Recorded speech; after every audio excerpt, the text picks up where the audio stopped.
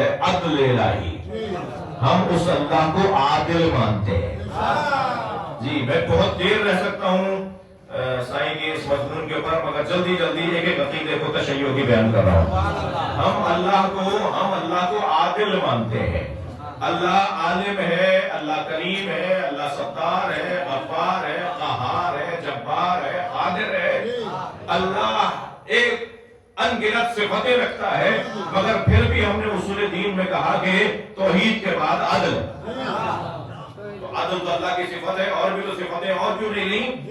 میں اس کی ایک جملے میں دلیل دوں گا۔ ابھی ماہ مبارک رمضان جو پچھلا گزرا، اب تو دوبارہ تیاری ہے، ٹی وی چینل کے اوپر ایک دن موضوع تھا ہمارا عدل کے اوپر۔ جی ایک دیوبندی عالم دین تھے حضرت مولانا مفتی جناب ابو بکر محی الدین مفتی صاحب تھے، اور میں بھی حاضر تھا، تو عنوان تھا عدل۔ بہت اچھی گفتگو کی مفتی صاحب نے، کہ جب میں نے بات کی عدل کی تو پھر انہوں نے بات کی، ہماری گفتگو ہوتی رہی۔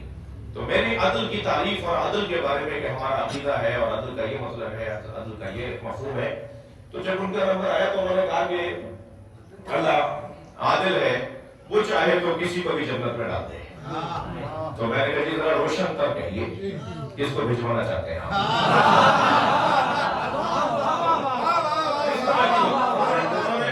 اس طرح کی گفتگو تھی، تو بہت محترم ہے، میرے بہت قابل عالم ہے، تو بات آ گئی کہ صاحب ہم نہیں کہہ سکتے، ہو سکتا ہے اللہ عادل ہے، اللہ قادر ہے، وہ جنت میں ڈال سکتا ہے یزید کو۔ تو میں نے کہا آپ نے اللہ کو قادر تو مان لیا، عادل نہیں مانا۔